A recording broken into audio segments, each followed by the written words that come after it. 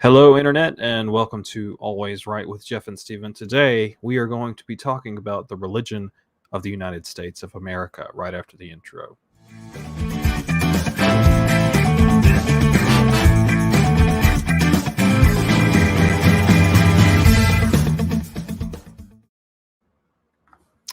Hello, Steven.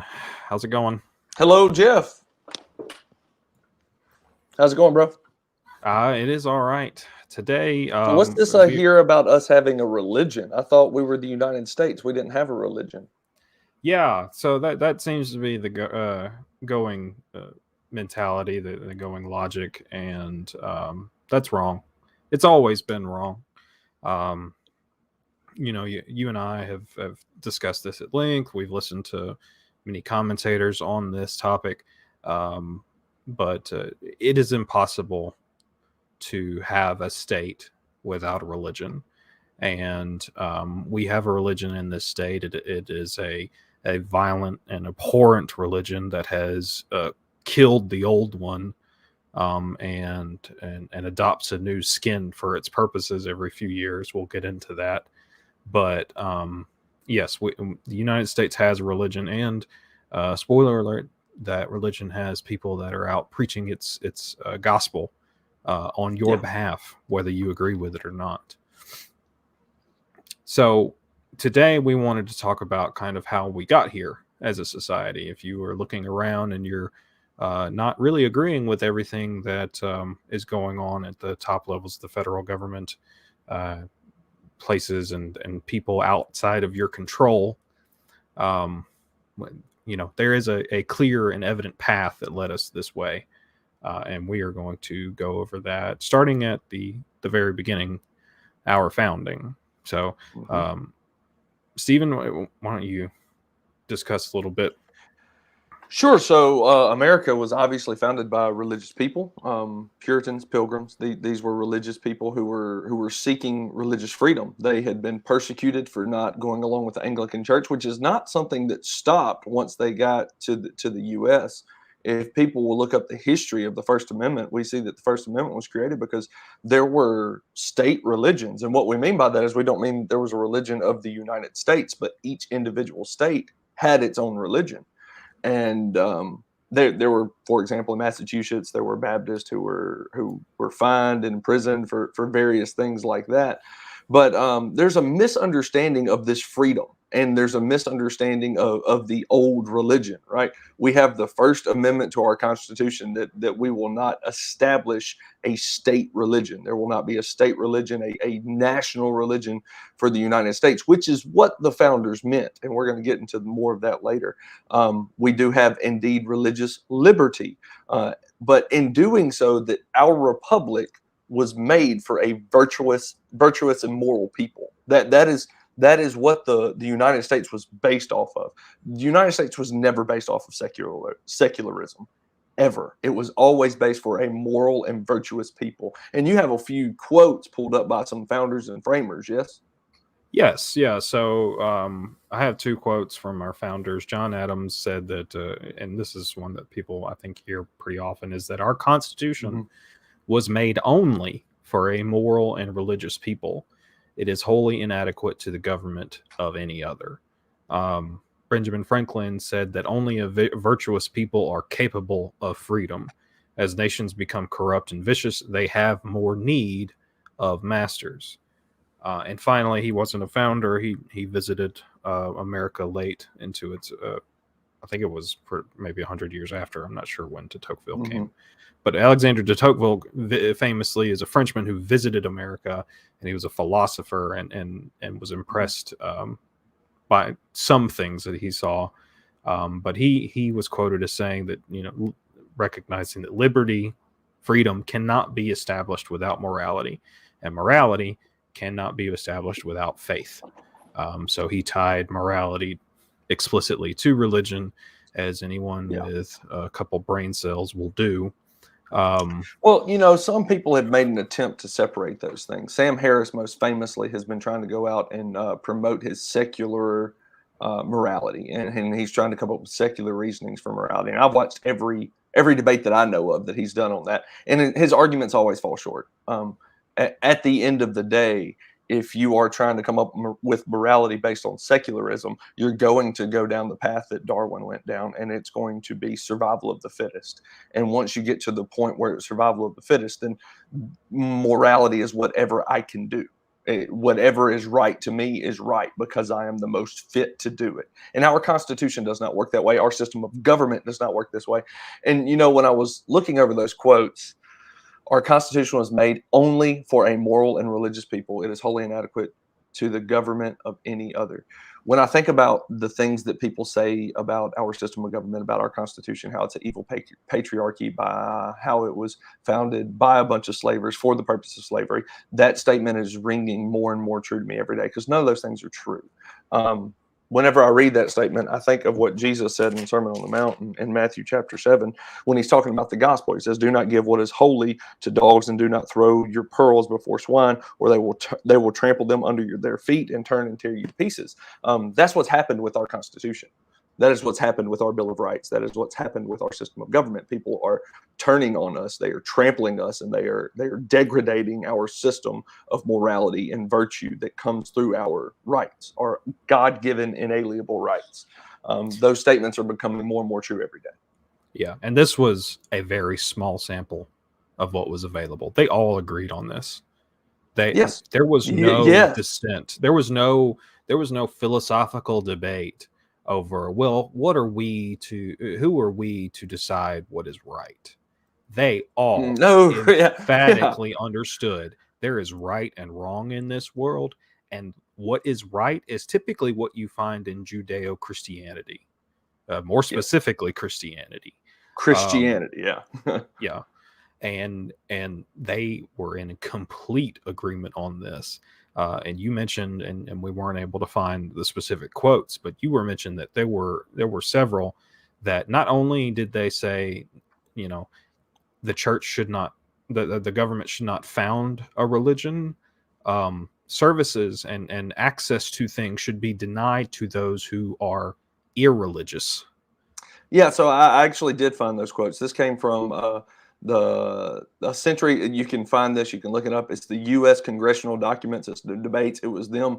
It's the debates that they were having over the Bill of Rights. It's the debates they were having over the wording of our Bill of Rights. And people don't realize how specific this was.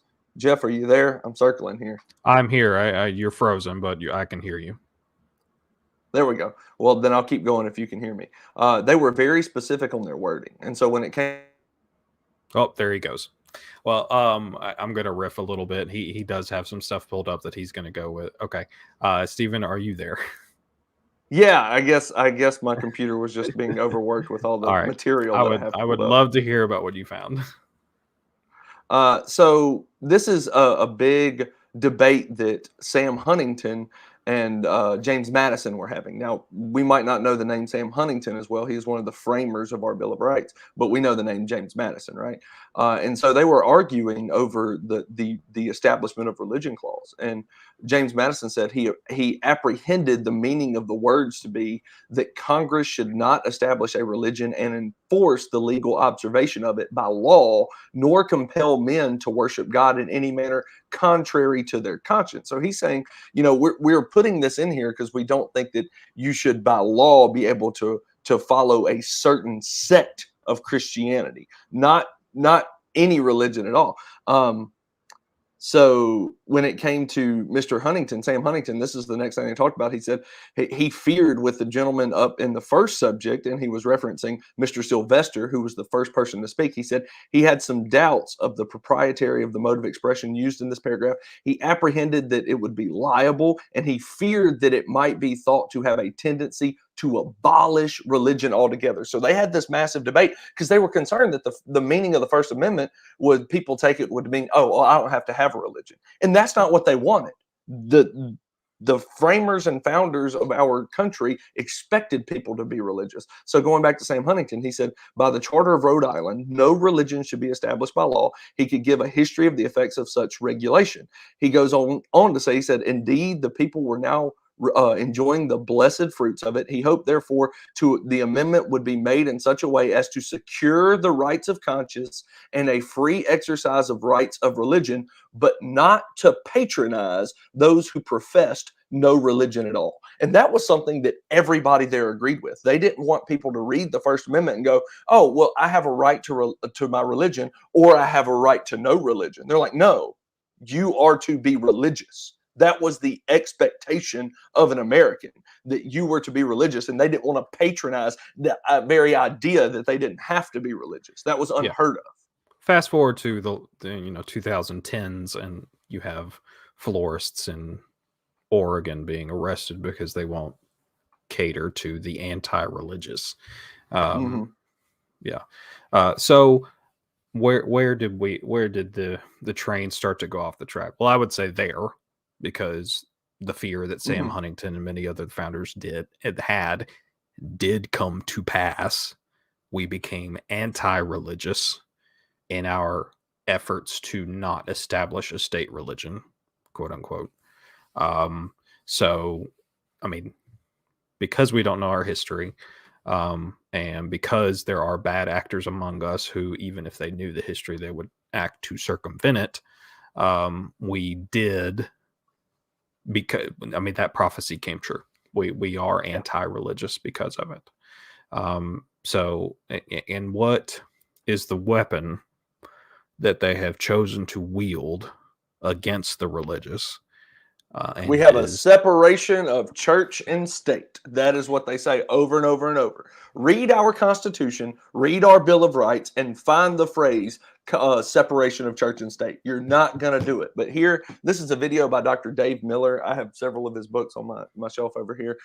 He is a fantastic gospel preacher, and he's a fantastic researcher. And he has done a great deal of research into the religious beginnings of our country, the religiosity of our founders, and some of the concerns that they had. And so this phrase, separation of church and state, actually came from a concern. He's going to explain it for us.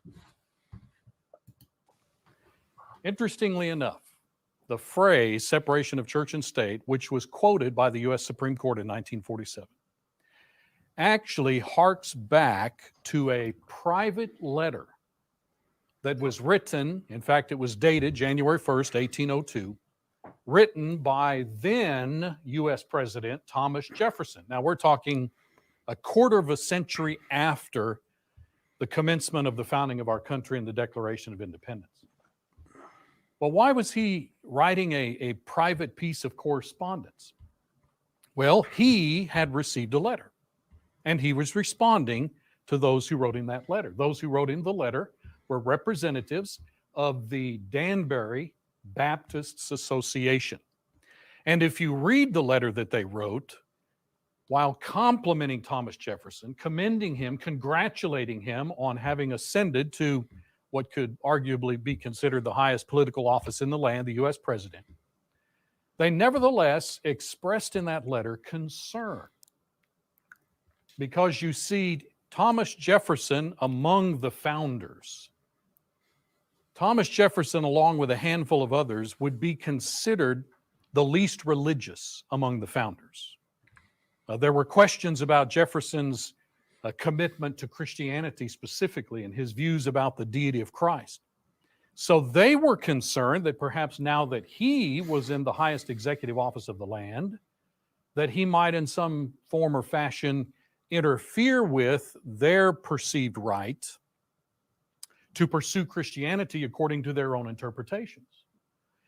Well, Thomas Jefferson wrote back to these individuals, and notice in that response to these Baptists, among other things, Jefferson made this statement: believing with you that religion is a matter which lies between man and his God, that he owes account to none other for his faith or his worship, that the legitimate powers of government reach actions only and not opinions, I contemplate with sovereign reverence that act of the whole American people which declared that their legislature should, notice, quote, make no law respecting an establishment of religion or prohibiting the free exercise thereof. There's a direct reference to the First Amendment of the Constitution. Thus building a wall of separation between church and state. The phrase separation of church and state was never meant to keep religion out of the government. It was only meant to keep the government out of religion. These people were worshipers of God. Thomas Jefferson attended worship services at buildings at our country's capital. In Washington, D.C., they had worship services in the U.S. Treasury building. They had worship services in the House of Congress, using the Speaker of the House's lectern as a pulpit. It was not uncommon to have worship services in our government buildings. But yet people think that phrase means that, oh, we're supposed to keep religion out of the government. No, it's just the opposite. You keep government out of religion, but you need religion in the government. Yeah. I mean, and again, those quotes that I took were just a sample. George Washington had plenty to say on this. Alexander Hamilton, James Madison, and Benjamin Franklin. We saw Patrick Henry had some great quotes in there as well. Mm-hmm. They all had so much to say about this. I'm learning more and more. I'm reading a fascinating book right now called Why Liberalism Failed by Patrick Deneen. And it is sort of centered around this basis of liberty requires virtue. Yes. Yeah, and I would say that the degradation in our society that we see, and I would not be the first to say, is because one, there are people who are anti-liberal who have acted as bad actors intentionally to destroy what we have. But more importantly, not only do we understand this, separation of church and state, people don't understand the word liberty.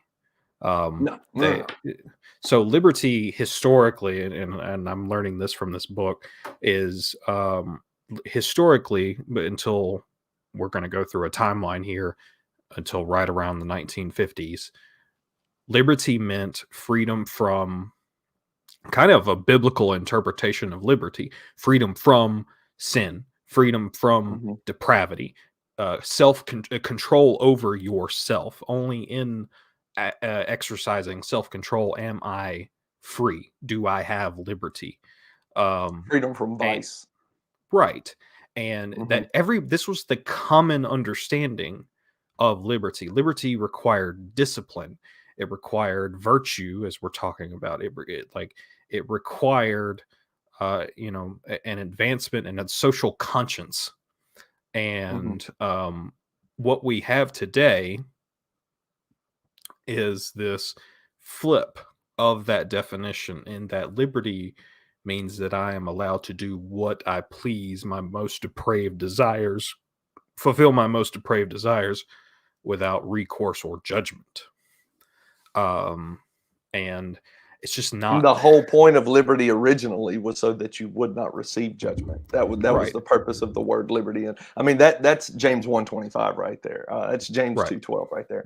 And so where that clip came from, Dr. Dave Miller's speech, Separation of Church and State. I would advise everybody to look that up on YouTube. He has a book to go with it. It's called The Silencing of God, The Dismantling of America's Christian Heritage. He wrote this as well. It's fantastic. I have several books here that he did, because the point is people don't understand how religious our founding fathers were. He talked about TJ there. TJ gets a bad rap because they say that, well, Thomas Jefferson was a deist. He didn't believe in God. That's not true. Well, they go, well, what about the Thomas Jefferson Bible? Well, which one? He has a couple different ones. And people need to understand why the Thomas Jefferson Bible exists. They claim that the Thomas Jefferson Bible takes out all the miraculous because he didn't believe in the miracles that Jesus performed. That's not true at all. The first edition of Thomas Jefferson's Bible, which came around in the 1800s, he did take out the miraculous. He did take out the supernatural, but it was only at the advice of people who knew the natives, because he was trying to write a Bible. He was trying to give them a copy of the Bible where they would convert to Christianity. And they said that's That's not something they're going to catch on to. So you start with something else, and then you can teach them about the miracles. And so that's why he did it. It's not because he was irreligious, it's not because he was a deist and he didn't believe in God. It's because he was trying to teach Native Americans. And the founder of our country, George Washington, next month is Thanksgiving. What were you taught about Thanksgiving growing up? Why do we celebrate Thanksgiving? I was taught about the first Thanksgiving, Puritans and Indians. Yeah, that's why we celebrate Indians. Thanksgiving. The Pilgrims and the Indians, they come together and they had this feast and they had all these foods. That was not the first Thanksgiving proclamation. That is what was decided to be recognized at Thanksgiving in the early 20th century, whenever it became a national holiday. However, we as Americans celebrated Thanksgiving long before that. This is the first Thanksgiving proclamation from 1789 by President George Washington. He says, this is the opening line, and I really want y'all to listen to this. This came straight from mountvernon.org. By the President of the United States of America, a proclamation.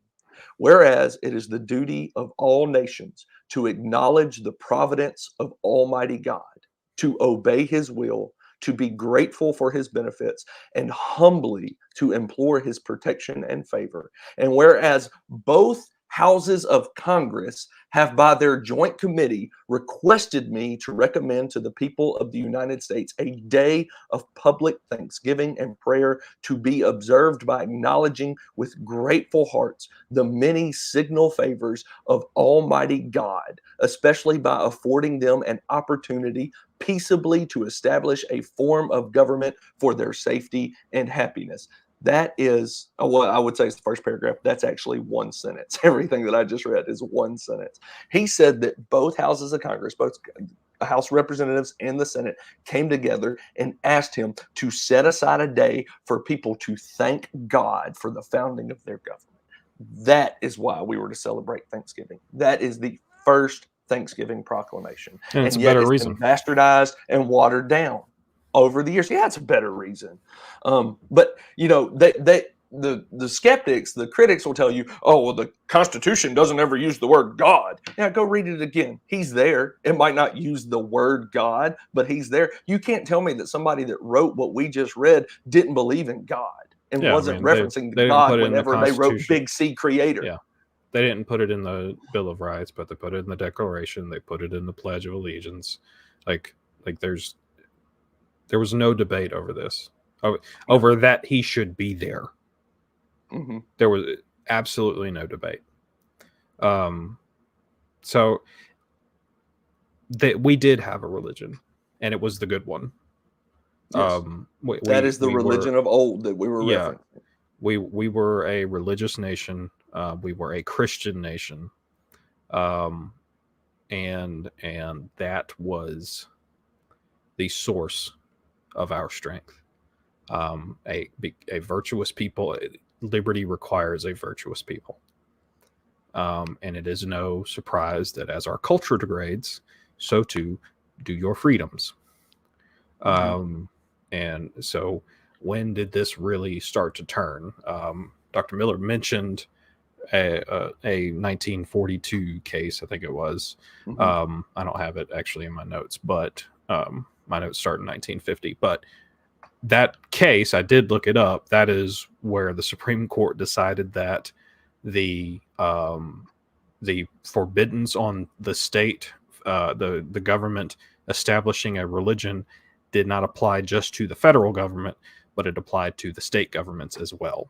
Because up to that point, it had not. Before then, there were states that had government. I mean, it had religion. They had state-sponsored religion.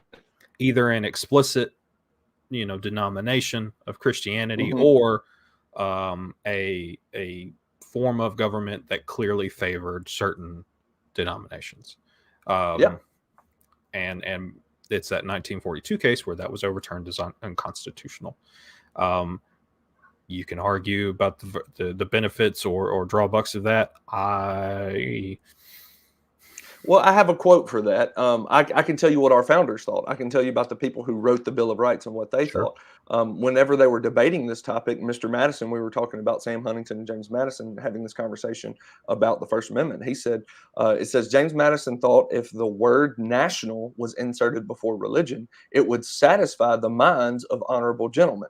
He believed that the people feared one sect might obtain a preeminence, or two combined together and establish a religion to which they would compel others to conform. He thought if the word national was introduced, it would point the, gotta go to the next page, sorry. It would point the amendment directly to the object it was intended to prevent. So, I mean, they were concerned about one denomination taking over, but they were only worried about that at the national level. They weren't worried about that at the state level. Well, yeah, and it also harkens back to this idea that states were intended to be experiment grounds. Yes. You know, if you have a Catholic state, which was unheard of back then because Americans hated Catholics, but yeah, no, they were trying to get you away had a from Puritan state and a Presbyterian state. You know, maybe one could do better than the other, and the source of that better doing could be traced back to their religion, so that other states could see and maybe adopt and adapt. And yeah, so there's some discussion to be had there, obviously. But this is a landmark. This is a major turning point in the way we are ruled by our federal government, and it continues apace from there. The decisions, like this is one that we can maybe debate. The decisions progress from there, often from the Supreme Court, sometimes not, but they progress from there. They get more and more radical, and they get less and less open for debate. But that is, I would say, that's the start. So, you know, from a political level, we talk about the start of the end, the beginning of the end, back in kind of the 19 teens with Woodrow Wilson. But when it comes, like, from a cultural standpoint, you really have the federal government intruding starting in the 1940s. It was the introduction of postmodernism by our elites and betters. Postmodernism started to become a thing in 1940, and it really was taken off by the 50s. And that's really where it all came from. Is you know, we can't have a state religion. We can't have us telling us to do this thing because the cultural betters believed in your truth versus my truth, and they stopped believing in this sort of acquiescence to.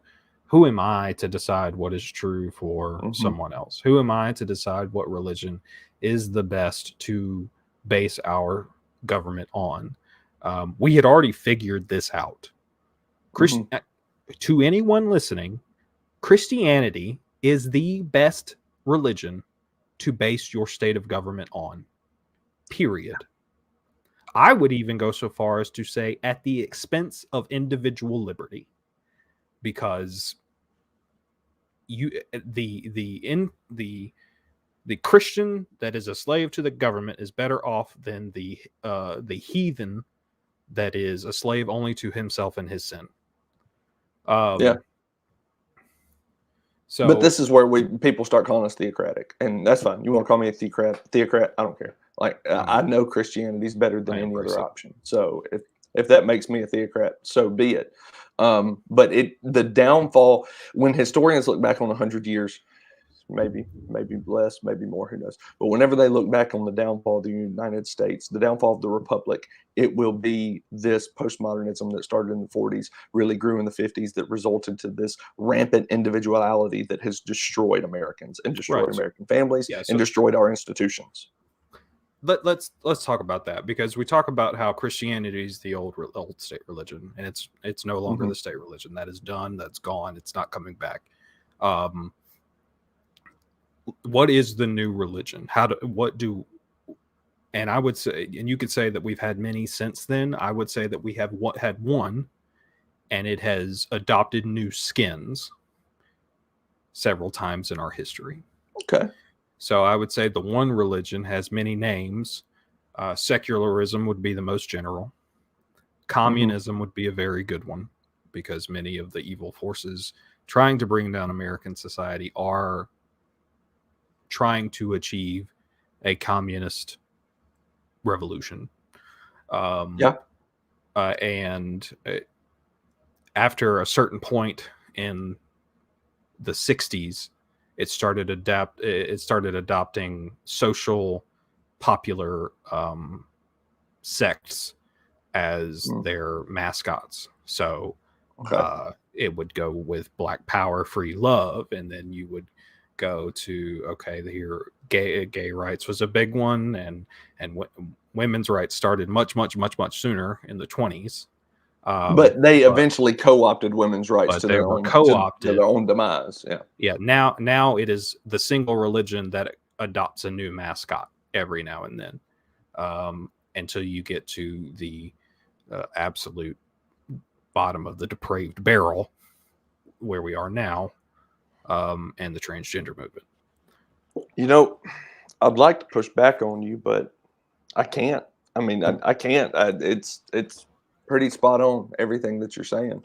That it started, in my opinion, with postmodernism, and the root of it is postmodernism. That your truth is your truth, my truth is my truth. There cannot be any absolutes. I would say that's the root of it, but it has tentacled into almost every part of American life.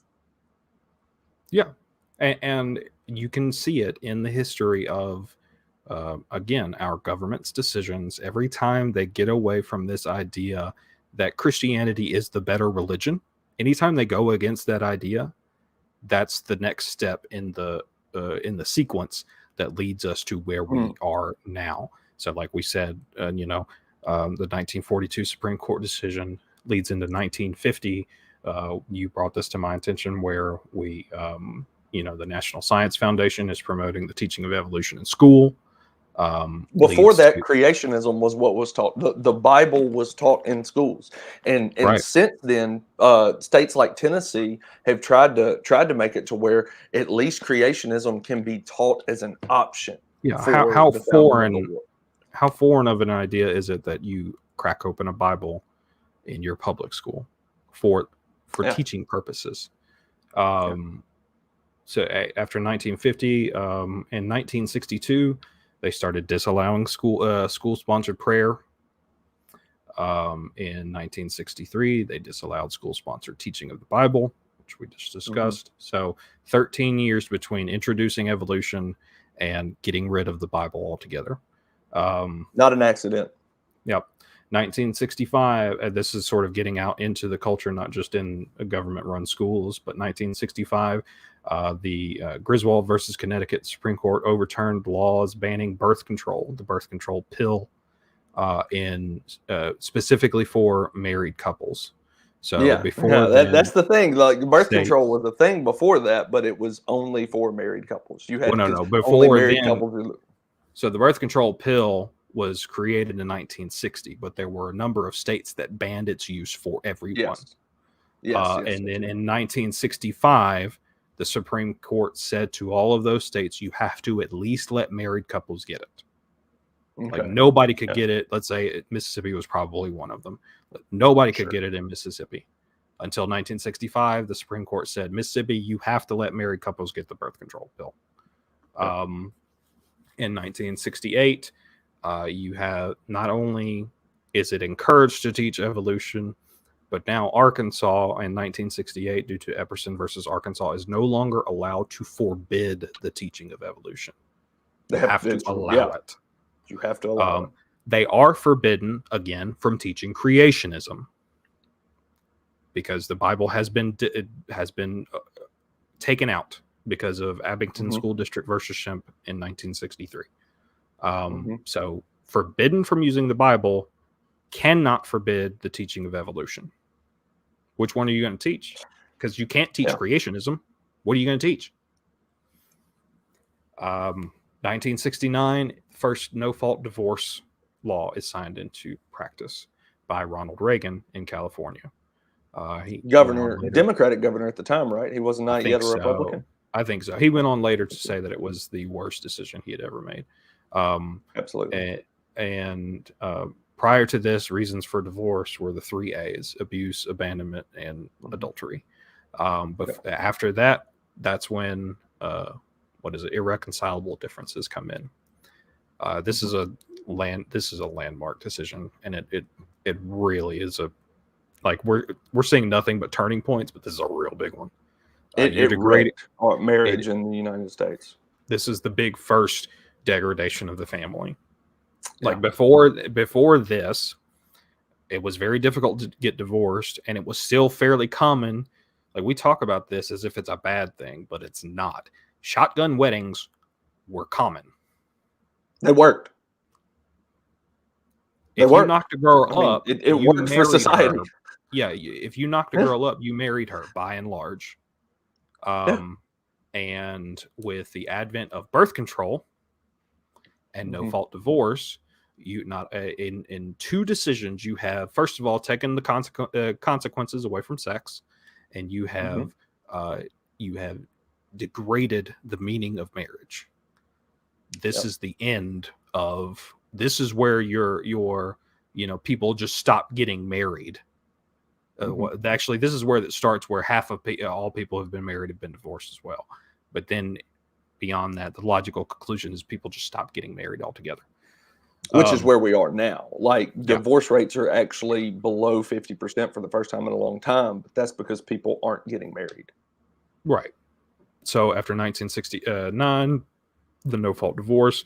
In 1972, they went from saying, okay, you have to allow married people to get the birth control pill, to now you have to allow everyone to get it.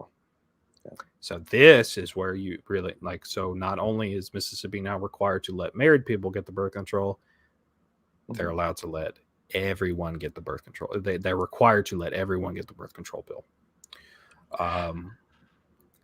Immediately after that, the next year, 1973, is Roe v. Wade. So not only are you now taking away the consequences of sex, should you get pregnant, you now have to allow within the first trimester someone to have the option of aborting their baby. And then that was kind of the crowning achievement of that big string of secularism, but they weren't done. From 1973 to 1992, you don't have a lot of consequences, but in 1992, they further expand on Roe v. Wade with Planned Parenthood versus Casey. This is not something that people know a lot about. Planned Parenthood forbade states from preventing someone to get an abortion within the first trimester. That still left a lot of wiggle room. That still left a lot of power with the states to limit abortion. Planned Parenthood versus Casey is very general and vague, and said that you cannot pose an unreasonable limitation on someone's ability to get an abortion.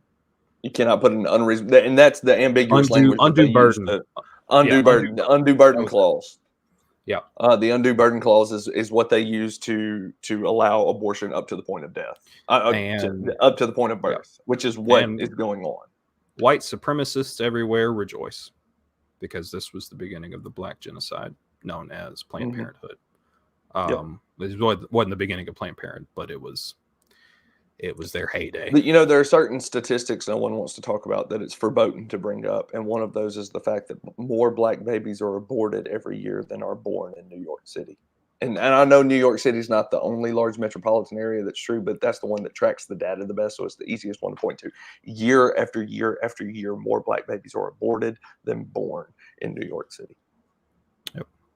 So we talked about this with the growth. I told you I was shocked that the Latino population in the United States was something like 17 or 19%, something like that, and that the African American population was 13%. And I was like, I don't understand how there are more Latinos in the country than there are African Americans. African Americans have been here for so long compared to Latinos, and it's because by and large Latinos are religious. By and large, and they're Catholic. They don't believe in abortion. Right. They don't believe in birth control, and therefore they're reproducing at much higher rates. They are, and so it's just something I never thought about.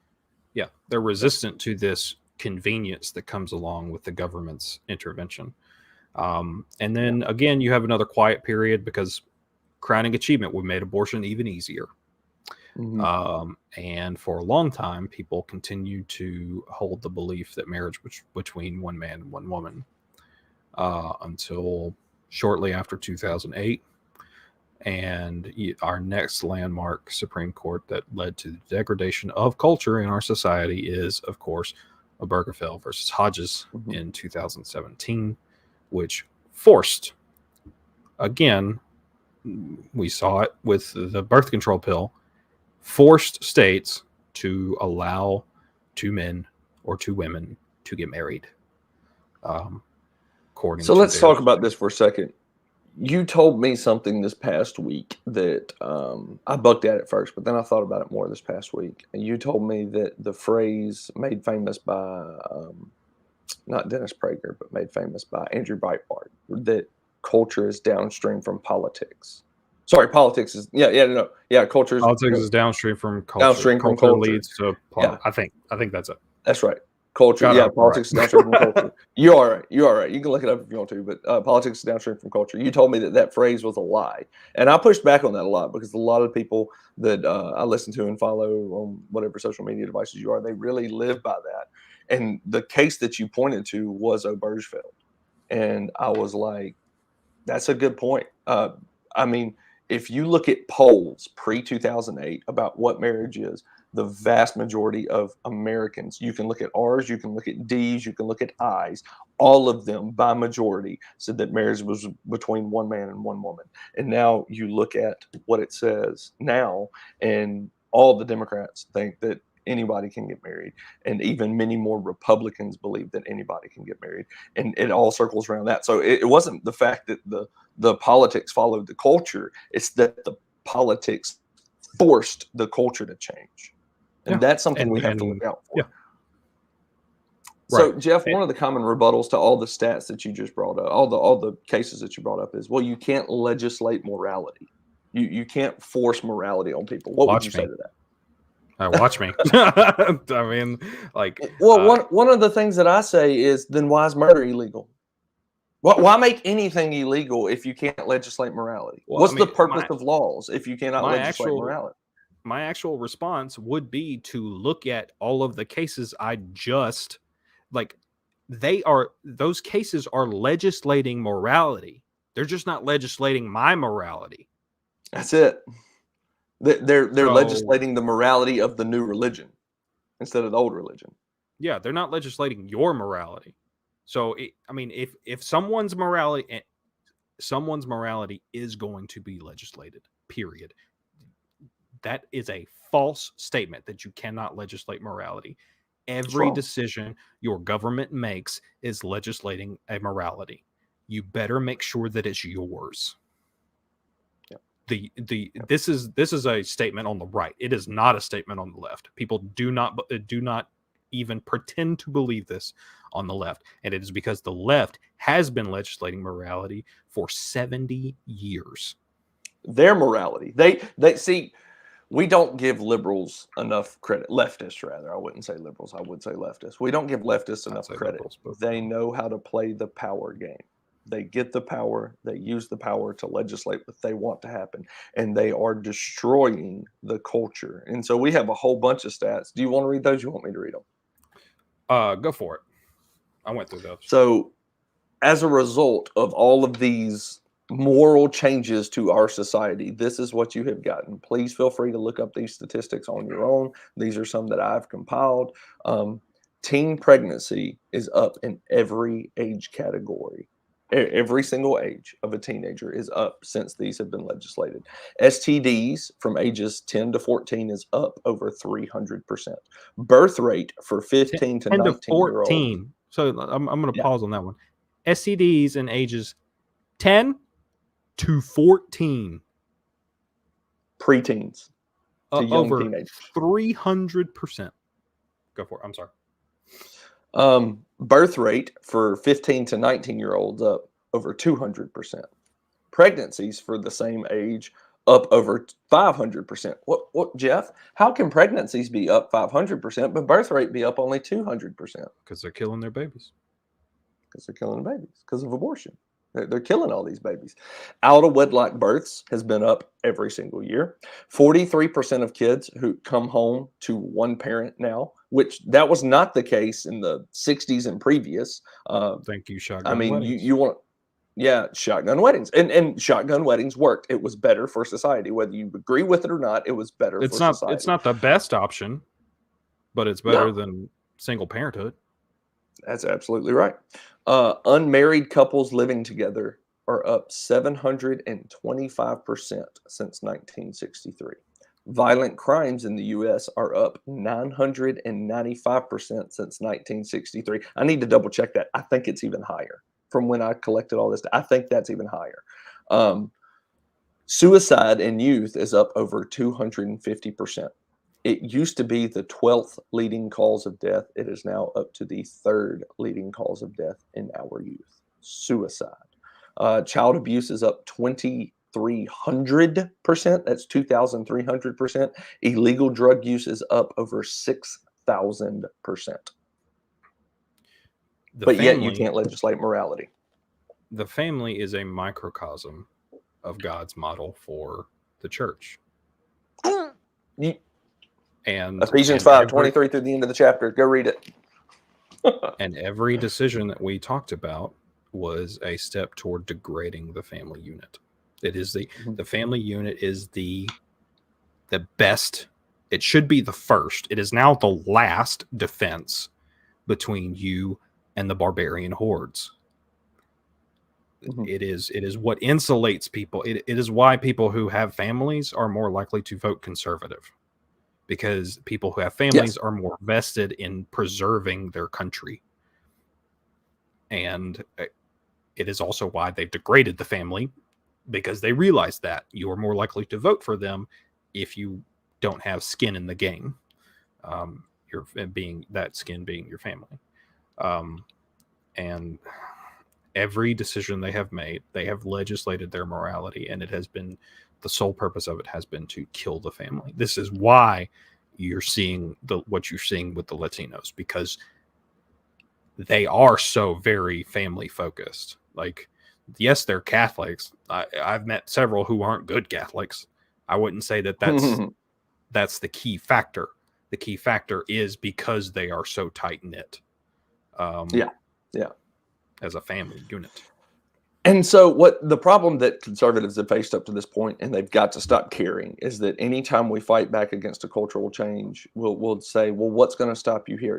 We don't, let's take Obergefell, because that's something that's happened in our lifetime, right? We would tell people, we don't want this because marriage is between one man and one woman. And what stops them from making it to anyone else? What makes it to stop it from bestiality? What makes them from stop making laws that people can marry children? And the liberals will go, oh no, that's a slippery slope. You're using the slippery slope fallacy. It's not a slippery slope fallacy if it comes true.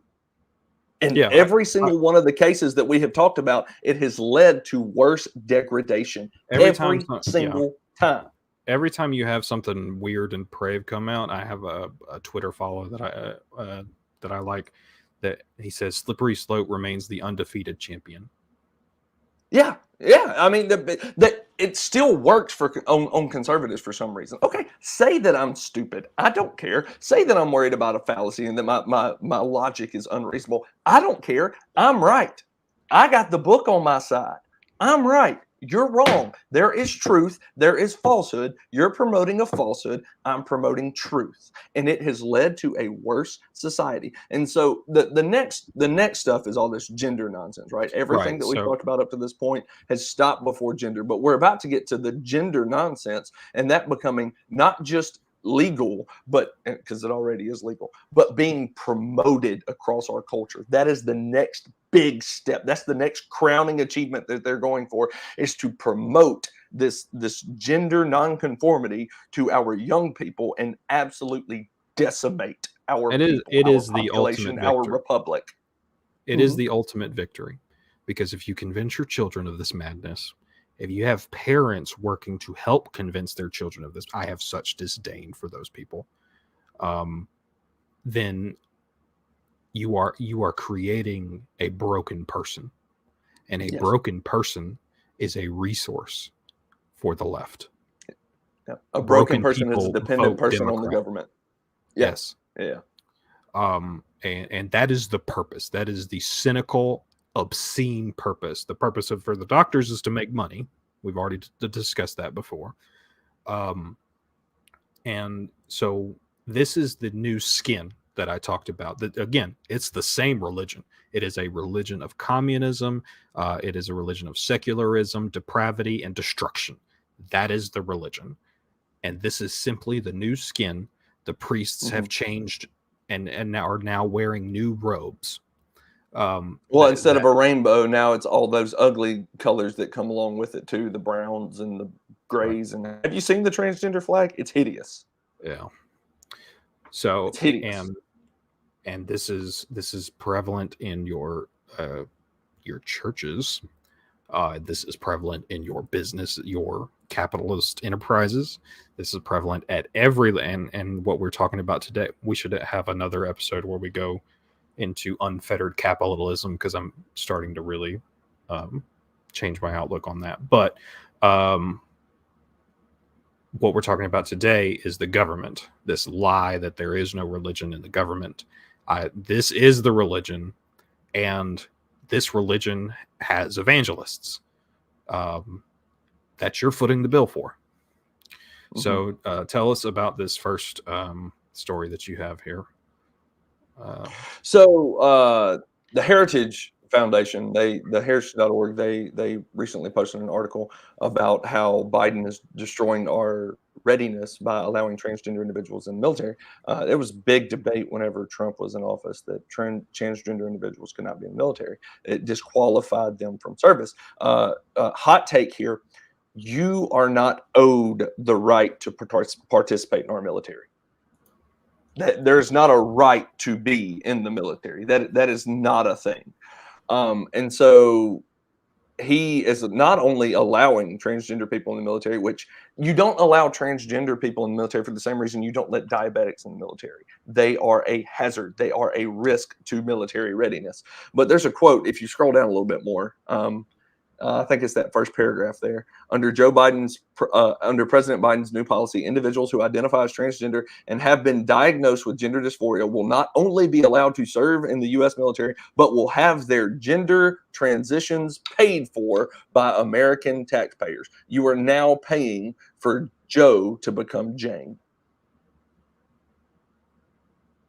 So what type of incentives are we creating for the next generation of soldiers now? I want you to think about the type of person that you're now putting into our U.S. military. While China is making commercials and promoting manhood and promoting masculinity and promoting being an alpha male who can go on and take on the world, we're letting he-she's in the military and paying for them to have these surgeries and be on all these drugs and to not be ready for combat.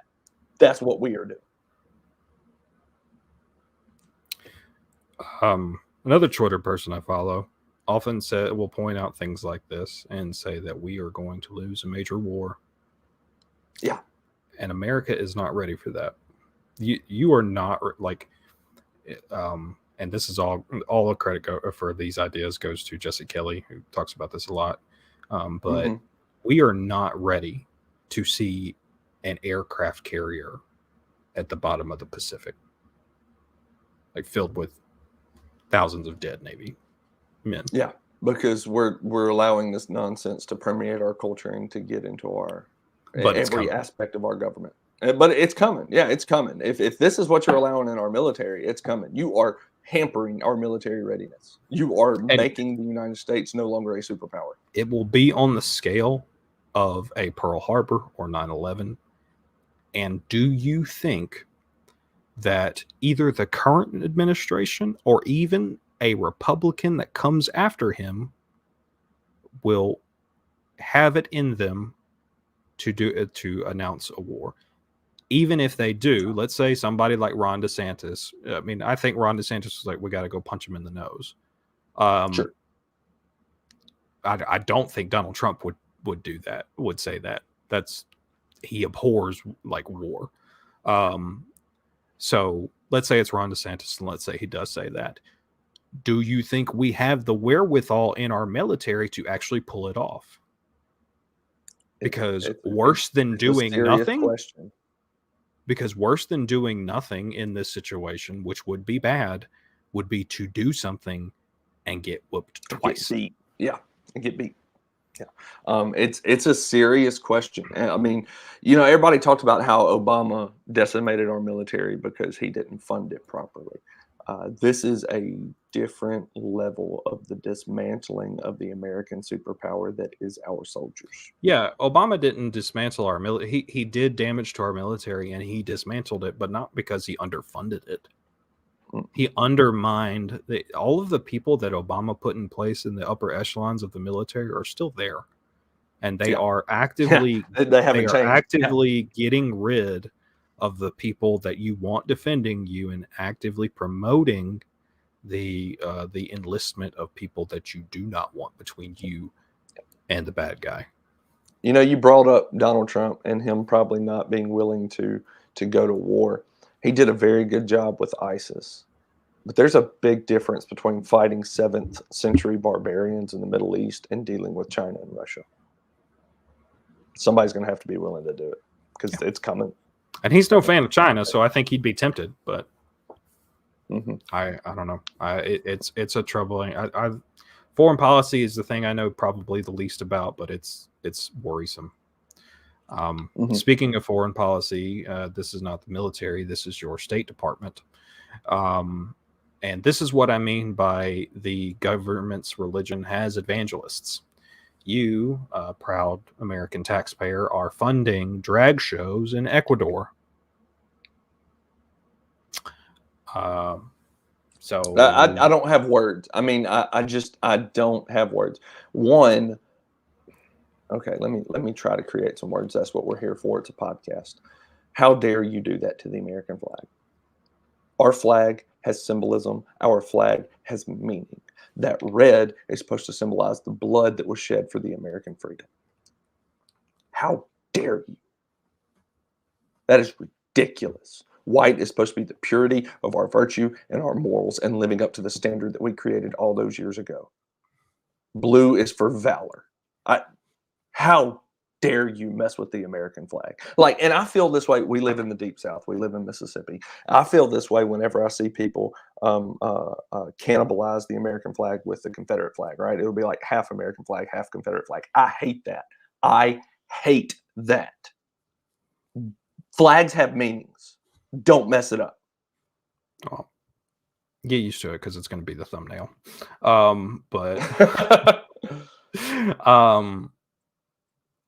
Yeah. This week, Fox News revealed that United States taxpayers have been funding drag shows in Ecuador to promote diversity and inclusion efforts via the State Department. They issued a $20,000 grant to a nonprofit CEN. The money will be used for 3 workshops, 12 drag theater performances, and a 2-minute documentary, according to the grant's description. We're promoting perverts to Ecuador because that's what Ecuadorians need, right? They need American perverts. This is the religion, and it is not just being forced down upon you from the federal government. It is being exported across the world. We used to be the world leaders. We used to be the world leaders in Christian missionaries sent across the world. I would not be surprised if we're now the world leaders in sending this perversion to every part of the globe. The United States is not the virtuous bastion it needs to be. In fact, it is actively promoting the opposite. It is you are taking this madness that we are trying to exercise at home, exorcise, and promoting it in places that probably don't have it in great spades and probably don't want it in great spades. Certainly don't need it. I mean, you look at things going on in Ecuador, that's the last thing they need. Like, you know, we shouldn't be spending money elsewhere for a lot of things, especially not this. Yeah. And there's something you said in your statement before we started this whole segment that I really wish I could have been able to push back on. You said it's coming for your schools, it's coming for your government. You said it's coming for your churches. Well, Jeff, I have my Bible here. the Bible clearly states that this is a perversion. It clearly states that this is a sin. It clearly states in 1 Corinthians 6:9-11 that the people who practice things like these will not inherit the kingdom of God. This is certainly not going to get into my churches, is it? Except they now have drag queen gospel hours in churches. I'm telling you, Martin Luther is rolling over in his grave. Did you see the image I put in our document? Pull up that image in our document. Let me see. People need to see this. Ugh. That's not a caricature. It's not a caricature. This is an actual announcement. I know it looks like a caricature, but it's not.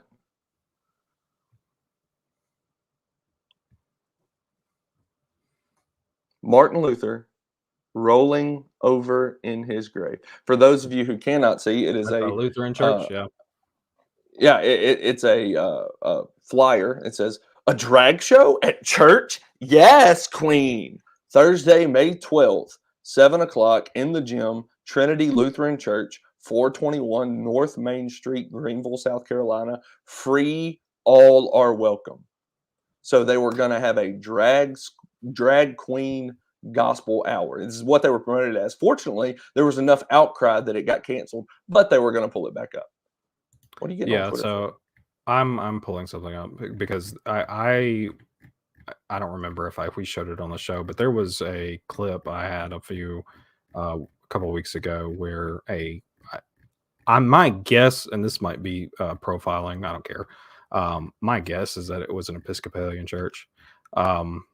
This one, yes. Did we watch this? Oh, we did not watch that, but that's a good point. It is coming for your churches, for people who are supposed to promote the correct values. But yeah, go ahead. He's about to bastardize scripture. Oh yeah. By the way, using that word in that way is not a curse word. Y'all need to go look that up.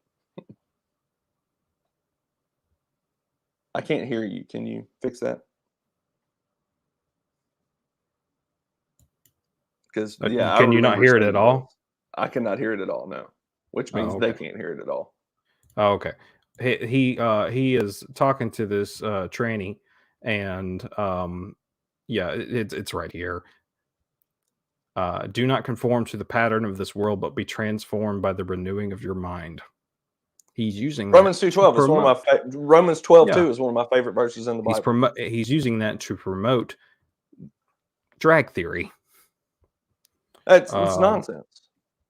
And I said that I would point to Luke 17:2 as a counter argument, but they aren't actually concerned with scripture. Luke 17:2 is it would be better for anyone who perverts these children to have a millstone tied around his neck and be drowned in the depths of the sea. And Yeah, so that is not what Romans 12:2 is talking about. Go read Romans chapter 1, 28 through the end of the chapter, and it expressly condemns all of that. And so Romans 12:2 is telling you that those things, this drag queen, this tranny nonsense is of the world, and you are not supposed to be a part of that. You're supposed to be transformed by the renewing of your mind. So it's literally the exact opposite of what he is saying. Yeah, I'm sorry the audio couldn't pull up. It's fine. It's not worth listening to. But it's a priest in his garb with a microphone talking to two small children with a drag queen at church. So yes, it is infecting churches all over the place because it is the new state religion. It's what people hold to. They have their own evangelists. They have their own doctrines. They have their own penance. They have their own sins. They have everything that it takes in order for it to be a religion. And it only started with them hanging up the gay flags in the embassies. It's obviously moving beyond that, and we have to fight tooth and nail against this at home, because the only way to stop it abroad is to first kill it, destroy it at home. Destroy it. Do not patronize businesses. Actively go against businesses that support this nonsense and fight the war. This is a battle. This is a spiritual war. This is infecting the minds of our young people, and we have to fight this battle. It's what we have to do. Now, I'm not talking about a physical battle. I'm talking about a battle of ideas. And we have to show people that those ideas are wrong and these ideas are right. The ideas that founded our country are the right ideas, no matter what the new religion wants to say. Yeah, it's not a battle of fists, but it is a battle of laws. Yeah. Get with your people, make this Yeah. illegal, and punish Yes. people for promoting this garbage. I agree. I 100% agree.